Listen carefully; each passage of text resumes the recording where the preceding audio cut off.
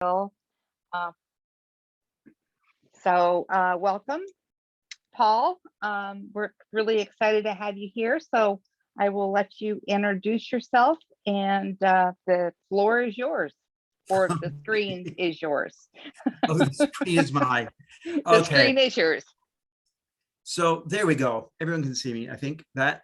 So I'm Paul Nelson. I'm coming to you from New Canaan, Connecticut. I work at, where's my little, there we go. I'm a sex therapist. I work at Mays Men's Health. We're the largest men's sexual medicine practice in the country, actually. I started a website called Frank Talk. I had, we'll get into this, but I had cancer, prostate cancer, when I was 45 and had surgery at 48 and discovered there was all kinds of support when you had cancer. But when it came to sexual side effects, there was no support anywhere. And I kept looking for a place where I could go to ask questions.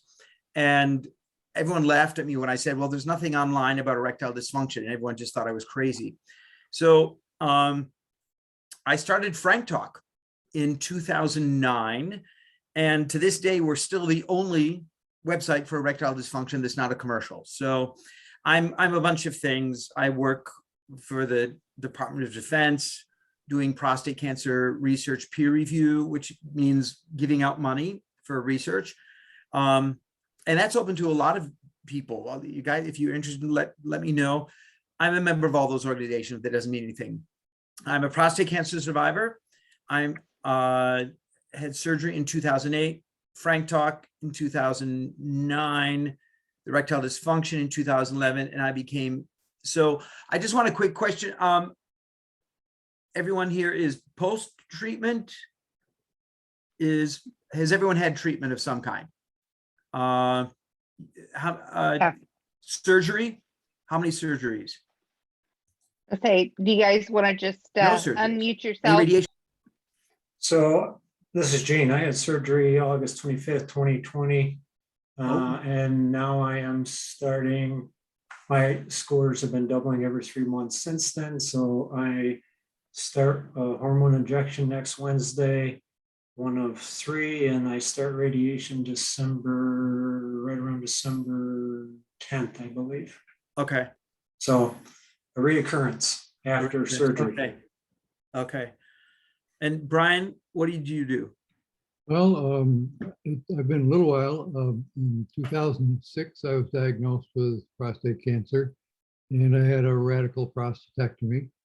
And I think my diagnosis was early enough so that the surgery removed my prostate. I had good margins. There was no metastasis or anything like that. And in the sense of recovering, I've been fine. Good. I've had other cancer adventures, but prostate-wise, Okay. back in 2006 is when I had my surgery, and I've been living with post-prostatectomy ever since, of course. Okay. And then Ben, what's your story? Yeah, so I am a student at Cornell University. I am mainly here to listen and learn. I'm part of a program called PCAT, Person-Centered Advocacy Team. So not a prostate cancer survivor. You looked awfully young. You never want to make assumptions, but Right. We've had guys in their 30s with prostate cancer. So it's that happened. Okay, good. So that gives me an idea. So what I'm going to do today is, as a sex therapist, one of my big frustrations is, I know I go crazy, but I end up sort of hating doctors because they only have a small slice of the truth, but everyone listens to them way too much. And then I hate sex therapists because they have a very small slice of the truth. And these two worlds don't talk to each other very well at all. So what I want to do is really, we'll briefly,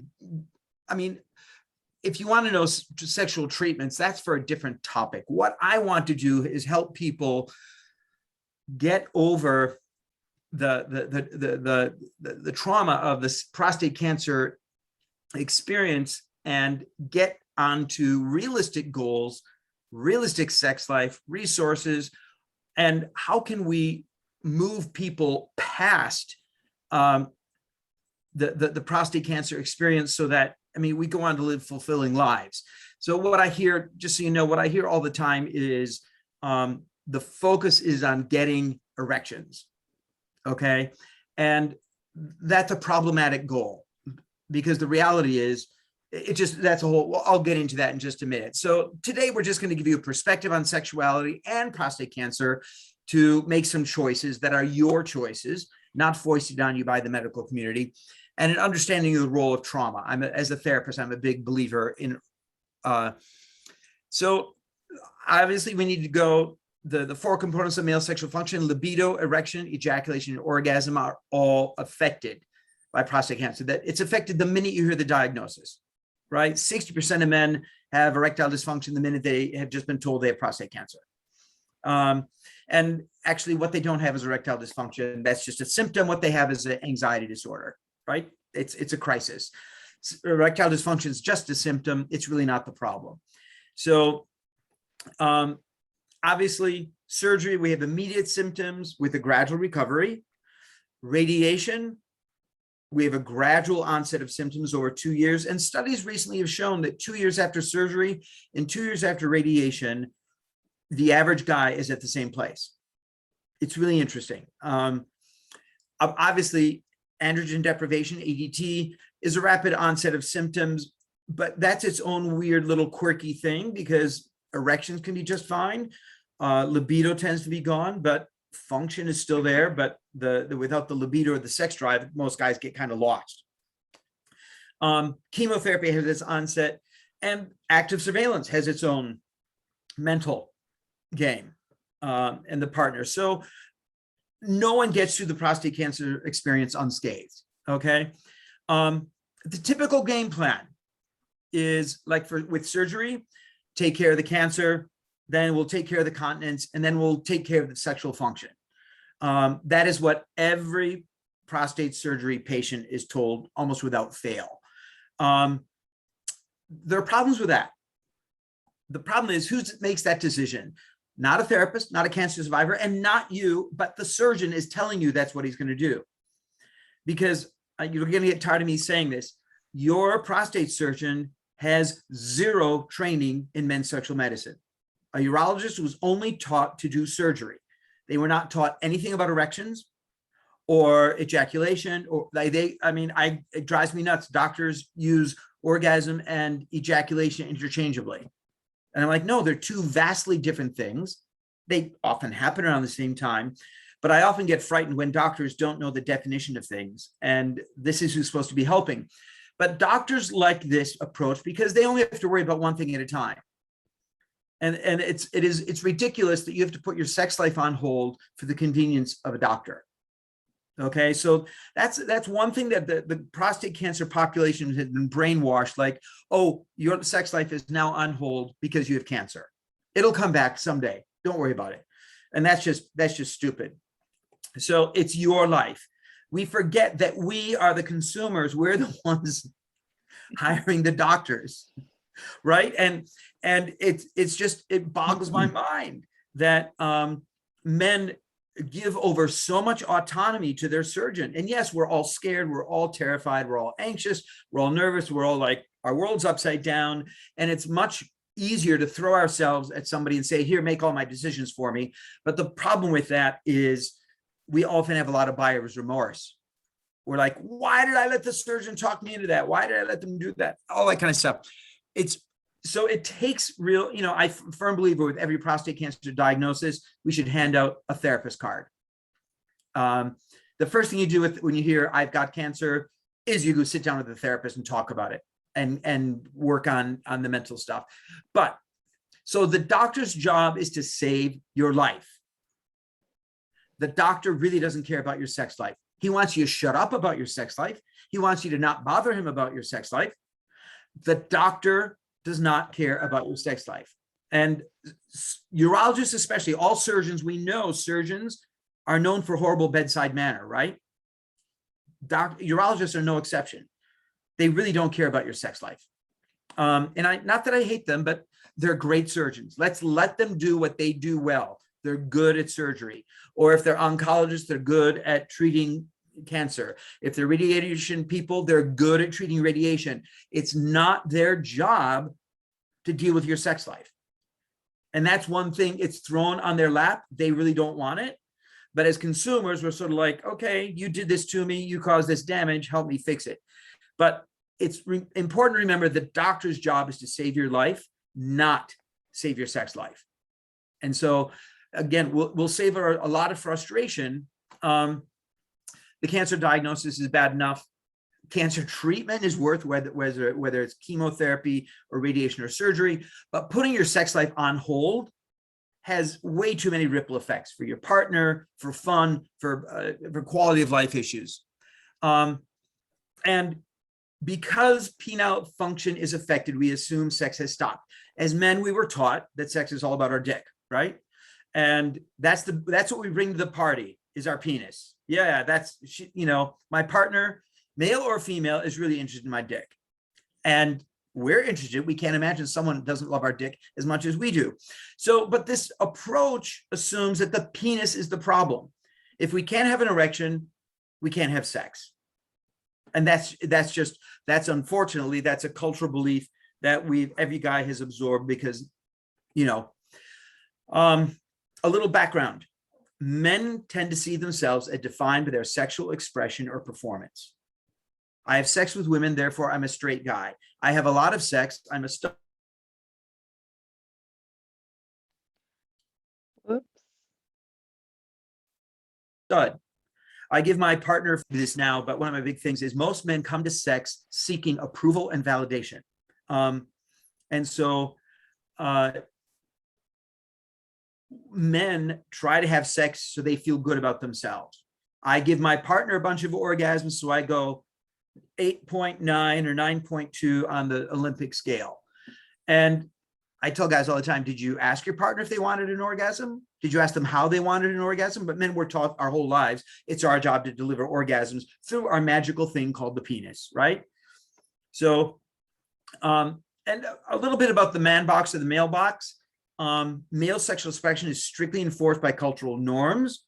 Everyone is taught that real sex is intercourse, and sex is a sequence of events. Like you do these, you open the box every time you have sex and do the same 5 things. And as long as you do stick pretty much to that schedule, we're good. We feel good about sex. It's very safe. We don't have to ask too many questions. Men are responsible for sex, good sex or bad sex. Men get the blame for bad sex. Guys go, I'm a stud. And approval is performance-based. If we did everything right, we feel good about ourselves. We constantly have to prove our virility and our masculinity. That's one of the hallmarks of heteronormative. It's really a fascinating thing. And our performance is our identity. How we have sex is how we identify. Sex is about our penis. Okay. And our idea of doing sex right. Like I had a patient today, he said, well, I had a problem. I couldn't climax. I said, why was that a problem? And he said, I can't believe I just said that, because his partner didn't care that he didn't climax at all. The only time you have to climax is if you're making a baby, right? Otherwise, it's not a problem. And yet we have viewed it in ourselves that, if we do sex that's not intercourse, it's less than, it's loser sex. We shouldn't feel as good about it. Even though if we do it right, I think non-intercourse sex can be way better than intercourse sex, but we'll talk about that later. Where did men learn about sex? Every patient, I see 1,000 different men a year. Every guy learned about sex from school, friends, and porn.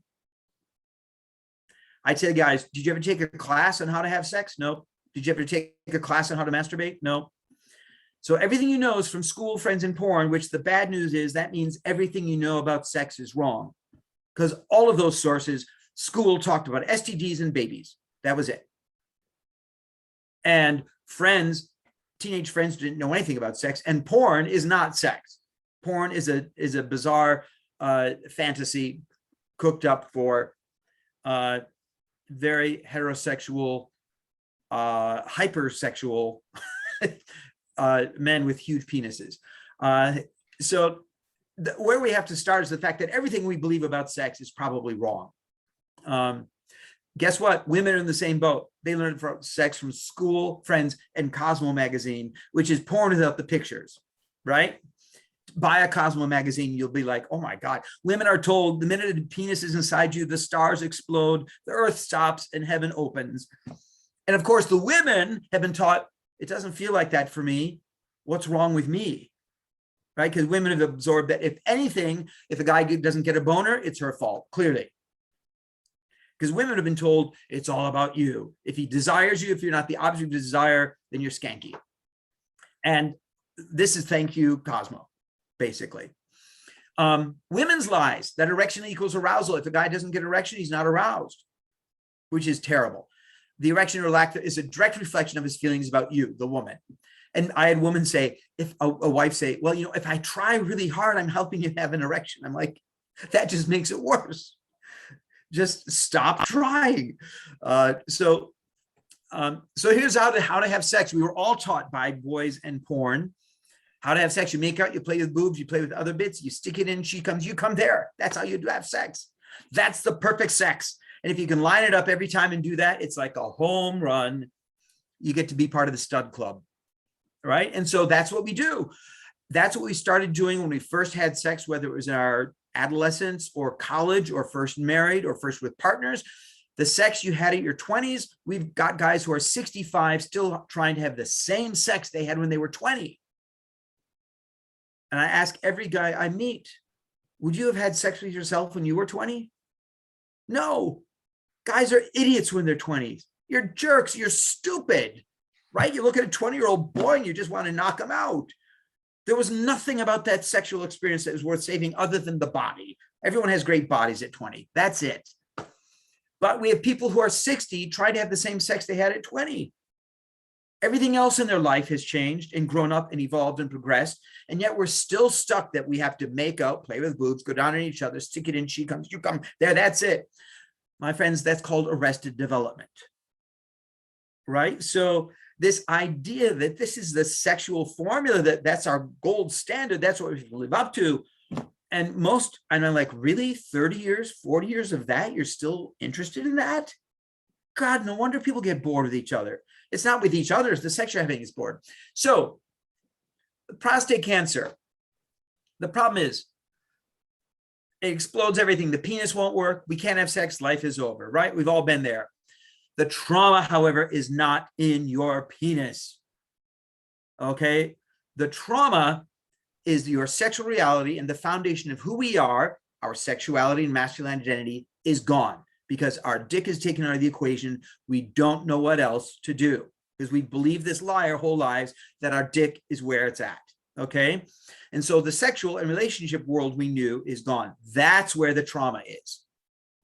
Okay? That's where oh my God, if I can't fuck, what else am I going to do? My life is over. That's what I do. Okay, pardon my French.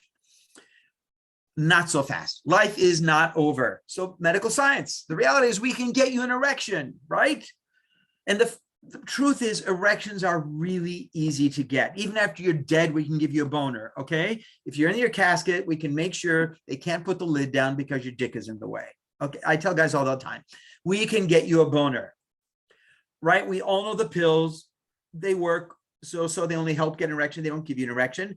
Generics don't pay money for pills. They should be $2 or $3 a piece max, right? Injections, which is where most prostate cancer guys should start. Often they do recover enough to use pills. That's great. Vacuum devices, out of how many thousand patients I have one guy who loves a penis pump.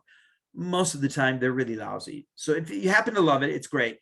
Implants are amazing. 96% satisfaction rate. They're great. And we can talk about this, but go to franktalk.org and learn all about the treatments, okay? Because we can get you an erection, find a good doctor. If your surgeon isn't helping you have sex, get another surgeon. It means he's either not a nice doctor or not a nice person. You can decide. But any human should be concerned that a fellow human is not having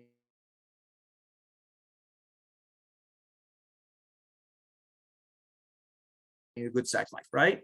It's like, it's just decent, right? I hope you have a good sex life. And if your surgeon isn't concerned that your sex life is great, find a new surgeon. Okay. Boners are easy. You deserve it.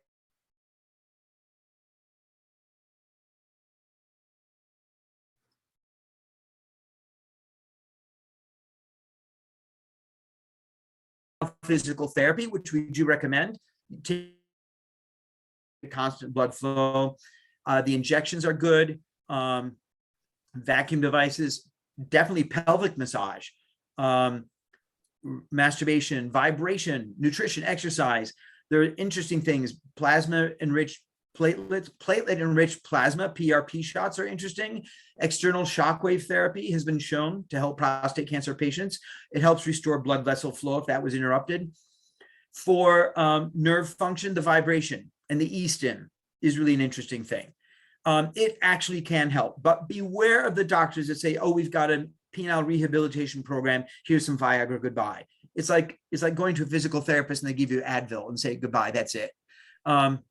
There is no defined penile rehabilitation program. Every doctor can make up what they want. So I just want to protect everyone's. The goal for everyone is to get back to normal. The problem is the prostate cancer experience changes sex forever. The goal of getting back to normal is dead. You will never be back to normal. And that's if I could leave you with one truth, one thing you remember is that through the prostate cancer experience, the sex as you knew it is gone forever. And that's a grief process. Cry, get mad, throw things, do whatever, have the funeral, do something, but come to terms with the fact that sex that you had is gone forever. No more ejaculate. Erections are different. Arousals are different. Orgasms are different. Everything's different. It's just a completely new. It doesn't mean it can't be good, if not better and great. But the goal of getting back to normal, which is what a lot of doctors promise, is a dead end. We've already talked about it. So the trauma remains. We'll keep going. If the goal is to get things back to normal, you will end up frustrated and bitter. And I can't say this enough. I have so many men who are angry at their doctors because 7 years out, sex isn't normal, or 10 years out, and it's terrible. So the goal is not to get sex back to normal. And here's what happens to the relationship part of it. We want to get sex, we want to get back to a normal we can't have. So we end up with a chronic frustration that sex we are having is not good enough. Okay, because we haven't learned what else to do other than that adolescent frat boy fucking, pardon my French, right? We don't have the education and knowledge to manage sexual expressions, expectations, or reality, and we end up leads to dissatisfaction with sex and eventually with the relationship. Okay, and with the relationship, this is how it works. Men have, good or bad, men equate sex with touch and touch with sex. If I touch someone, it's a prelude to sex. When you touch someone, you realize, oh my God, I can't finish what I want to start, or I can't perform. So I'm not gonna, I can't do that. That's that re-traumatization. Once again, it's to hit us again that we're a loser, we're second best, we're broken, we're damaged. We can't be a real man because we can't get a boner and screw. So the solution is stop touching. Right? It's like we learn if the stove is hot, don't touch it. I'm not going to touch my partner if every time I touch my partner, it reminds me that I'm a failure. And so often the partner's left going, why don't you even like me anymore? You had your prostate out, or you had radiation, or you had androgen deprivation, but you don't even want to touch me anymore? What's that about? And nobody's explaining the mental gymnastics that are going on in the prostate cancer patient's mind of, every time I touch my partner, I'm reminded that I'm broken. So the solution to save that pain and that re-traumatization is stop touching. And that will lead to the end of the marriage or the partnership or the friendship or whatever, or the sexual relationship. Okay. If we don't realize the old life is gone, no one tells us it's gone. I will tell you, I mean, in all the time I've been in this space, I've never heard a doctor say, yeah, we can get your erections, but your sex life is going to be forever changed. They don't say that. And sex therapists don't understand what's going on. So the treatment is all about getting erections. And we don't even, so we go along with the doctor because they say, hey, we'll get you back to normal. We'll get your erections. And we get stuck there. The solution, the way out is unlearn old beliefs which are holding us back. The idea that sex is intercourse, sex is that sequence of events. Sex is a penis in a person. This idea that that's what sex is. And we have to learn and retrain ourselves what our choices are and make intentional, informed choices about what sex is. I sit down with couples and I say, okay, what's the definition of sex? And inevitably people start like, well, to me, sex means this. I'm like, wait a minute. Do you get to identify and define what an isosceles triangle is? Do you get to make any choice of this is what I think, a quadratic equation means to me? No. And this idea in our culture that there is no definition of sex is horrible because everyone says the word sex and everyone has their own meaning. And so we're not communicating because everyone is using words that mean something else. And so we don't even know what sex is. And sex is not intercourse, that's reproduction. And so we don't even know how to rebuild a sex life if we don't know what sex is. So that's another thing we go to. So most of us have never studied sex. We have no definition of sex. We assume sex meant making babies. We don't even have a vocabulary to discuss sex. And we never saw it modeled for us. Most of us didn't grow up in homes where we saw our parents talking comfortably about sex, or we never, so we're screwed. We don't know where to turn. So as I tell people, the definition of sex, I probably should put it in a slide, is sex is a form of communication through erotic energy. Okay? So you can have sex across the room with just your eyes.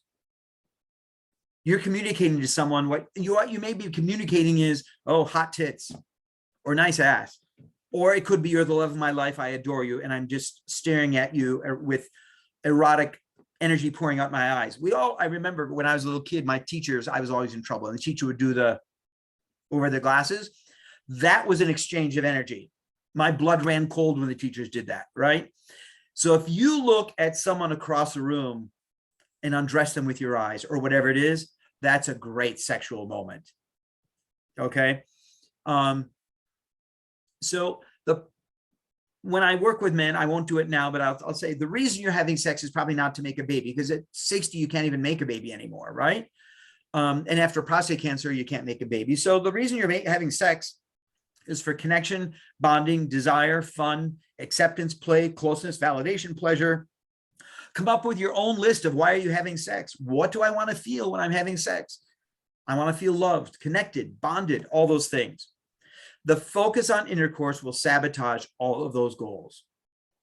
Okay, the focus, not intercourse. I tell people, sure, put your penis in someone. That's great. Do it. Have fun with it. But that is not the holy grail of sex that we were all led to believe it is.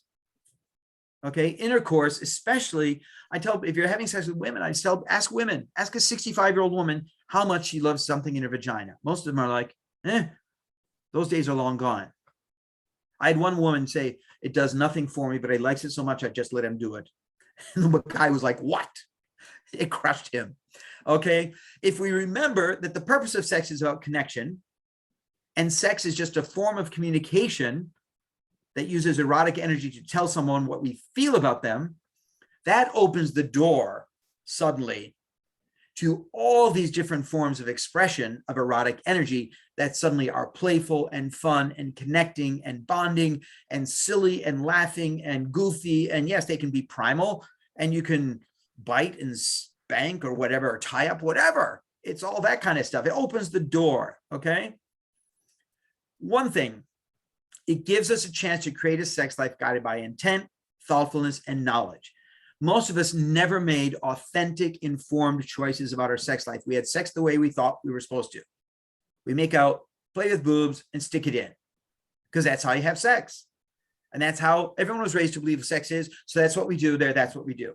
Now you've been through prostate cancer, the slate is wiped clean. You get to choose how to rebuild a sex life from the ground up, which it can involve a penis. It's great if it does, but you'll discover it doesn't have to involve a penis. Women have sex all the time and they don't have a penis at all, especially lesbians. How could they possibly have the best sex life of all of the demographics when they don't even have a penis? And no, they're not in love with dildos. So this idea that I can't have sex without a penis involved is just this lie that we've all absorbed in our culture. Anyone have any questions? I have 10 minutes left. No questions? I know I get crazy. No questions, but we can have discussion when you're done, I hope. Oh yes, well, I've done. I've just got a few more minutes and then we can have discussion. Okay. Again, this is about if you're having sex with women, that vagina is age too, right? Betty Dodson, who was a famous sex lady, she just died last year at 91. You may not know the name, but you've all heard of, she's the lady that had women sit around in a circle with mirrors and look at their vaginas, and they'd all masturbate and discover how to have an orgasm. That was Betty. And she was a dear friend of mine. And she said, Paul, tell all your boys, meaning all the guys I work with, a vagina is about babies, a clitoris is about sex. And she's right. Right. And I talk about the fact that when we were embryos, we all started off as female embryos, which is why we have nipples, right? Testosterone turns on because of the Y chromosome at about 10 weeks of age or so. So we were all started off as girl babies and we turned into boy babies. And the genitals go through a fascinating thing. So obviously a penis is just an overgrown clitoris, right? And our testes are descended ovaries, right? And this is the cool one. Our scrotum is leftover vaginal lips. Isn't that interesting? And I ask every guy, if somebody just played with your balls for 30 minutes, would you have like mind-blowing orgasms? Guys are like, what? No. That's what most women experience with vaginal stimulation. It feels good. It's okay. A few minutes, but it's not the main event. Right? And guys been taught, we were told everyone, boys have a penis, girls have a vagina. And so boys have been taught their whole life, die for that vagina, because clearly a vagina just must be an inside out penis, right? No. And so as young men, we were taught to focus on vagina and thrust. But the fact is that young men, our job was to make a baby. So women have difficulties with intercourse, with vaginal intercourse. And I hear from women all the time how thrilled they are that intercourse takes a notch down in their sex life and becomes more about whole body. And for guys too, it opens up a whole world. So what does it look like? It's different. Everyone is different. And this is why everyone's sexuality and sex experience and sexual evolution is different. We all have our likes, our dislikes, our proclivities, our fantasies, everything else. Each person brings something to the relationship, and together a couple explores limitless ways of expressing love, affection, and erotic fun. So I tell people, yes, a shower together is great sex. It's really nurturing, it's connecting, it's bonding, it's fun. You really shouldn't try to have intercourse in a shower. It doesn't work, it's just going to hurt. But everyone has a slightly different sense of humor. Everyone has a slightly different sense of erotic play and adventure. You build on that. And it stops being this formula that we inherited when we were teenagers, and it becomes about exploring. Do you like this? Do you like this? How do you like this? Do you like that better? Do you like that worse? And we learn to touch each other and play with each other, okay? Sex is education, 100%. Most men never learn to touch themselves. Most men are masturbating at 50 the same way they did at 15. Most guys just pound their prick till it pukes, right? And so men don't even know how to touch themselves. So there has to be 50 ways to love a vulva, but we do two things. We use our finger as a penis, right? We poke it in a vagina, or we do oral sex and we do the alphabet with our tongue and we think we're really good, or whatever other stupid tricks there are. But we never learn how to touch a woman's body other than we dive for the genitals all the time. When men admit, after when I'm talking, like guys are like, no, just play with my dick. Women are like, can I rub your shoulders? No, just play with my dick. No, just play with my dick. It's fine. Just play with my dick. And that's where men sort of get stuck because we want to get to the orgasm. So sex education is the foundation. We have to study sex in an academic setting. Okay. We need a vocabulary. We need concepts. We need how do bodies work, right? And letting go of this idea that we have to have an orgasm at the end every time we have sex. Or for men, we have to let go of the idea that we have sex because we're horny. That's a big lie. And most couples have sex when the guy's horny. So when the hormones are taken away, they don't have sex because the guy's never horny. which is terrible. Women are forced to have sex all the time when they're not aroused. But guys are like, well, if I'm not horny, why would I want sex? Because your relationship deserves a little sex. Anyway, we'll talk about that later. Sex is communication, and it's the foundation to intimacy. If you want to keep the relationship intact, you maintain communication, intimacy. We all know that sex is touch. Touch is the foundation of all sexual expression. No, your brain is not your biggest sex organ. Your skin is. Okay, learning how to touch. That's why I recommend, you become not massage therapists, but you become skilled at touching your partner in different ways, different vocabularies of touch. Sex is a journey. We should always be having we should look back 10 years ago and go, oh my God, I thought that was good sex. I didn't know what I was doing. And the sex you have at 60, you should look back when you were 30 and go, oh my God, I was an idiot. Right? So we should always be developing our sex life. These are good resources, Dodson and Ross. I'm happy to email this whole slide set to you, Monica. Dodson and Ross is Betty Dodson's website. She died, but it's still continuing. Institute for Sexuality. You can take classes on there, online classes for like $50. You can learn all about the vulva and the clitoris. Sinclair Institute is a good sex education site. And Authentic Tantra is about this idea that sex is not just intercourse. But we should study sex the way we would study any hobby. Most men know more about their sports teams than they do about sex. Play. We stop playing. Sex becomes work. Buy sex card games. Take turns being in charge. Role play takes turn, watch porn. AdamandEve.com, BDSM education. That's like you learned how to spank each other with rabbit flogs or something. Play strip poker. Plan sex. Random, spontaneous sex is the death of a sex life. If you don't plan for sex and protect time for it, you won't have sex.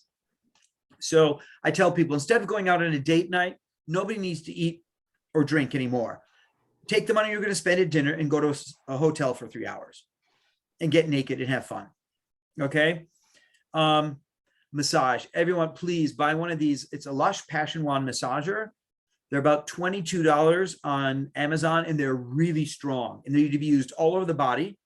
And buy coconut oil from the grocery store. Next to the olive oil, get refined coconut oil. Because if you touch dry skin, there's only so much you can touch before it hurts. If you're covered with coconut oil, it feels much better. Why not massage oil? Because you can't eat massage oil. Okay. Coconut oil is edible, so you can lick and bite and nibble and suck and everything else. And it's edible. It's good for you. And coconut oil is good for your skin. So it soaks right in. So integrate sex into daily life. I tell couples every weekend, take a shower together. Right? It's not about getting clean. It's about having fun with each other. And if you're at home watching TV, watch TV naked. More fun things happen when you're naked. Okay? Sleep naked. When you say goodbye in the morning, a passionate kiss. A 20-second kiss, not a little peck on the cheek. This is another thing we talk about. We all tend to touch each other the way we want to be touched. Women really don't want their boobs grabbed, their butts slapped, or we grabbing their genitals, right? I tell guys, often ask your partner, if it's a she, how she would like to be touched, and come up with the 4 or 5 ways she likes to be touched. Women, I tell women all the time, most guys, if you just walk by and grab their junk, they're so happy. But women are like, ew, really? And I'm like, yeah, really. And that idea of playfulness, men should learn how to, kiss her ear or whatever. And women, yeah, slap his butt. He'll think it's funny. Do the things we used to do. When was the last time we had sex in the car or made out in the car or went necking in the woods? When was the last time we had some sort of sexual experience outdoors? When was the last time you went to a movie, sat in the balcony and made out?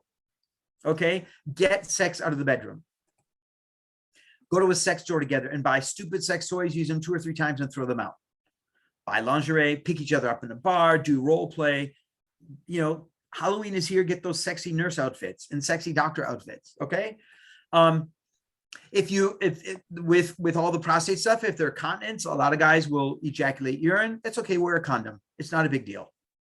Okay. If you have low libido, you can still give each other great erotic massages. You may not have a burning sex drive, but once we get into it, many, many men discover, wow, it was really fun. But I just didn't have an appetite for it. But once I started having sex, it was great. And if you have to do injections or whatever, you don't get up and leave the room. You just have it next to the bed. You roll over, inject, and you keep going. Okay. And we don't hide it. We just say it's part of life. Okay. These are places you can find sex therapists at ASECT. Frank Talk is my site. Sex Health Matters. I will mail all of this. Okay. The Urology Health Store has all kinds of supplies. Maze Health, which is where I works, has hundreds and hundreds of blogs and informational videos and things like that. And of course, Dodson and Ross. So I will ask all of you, go buy some coconut oil if you don't have it already. And then cover your partner in head to toe in coconut oil and then lick it all off. And they will not care what your penis is doing. I promise. Okay. That is it.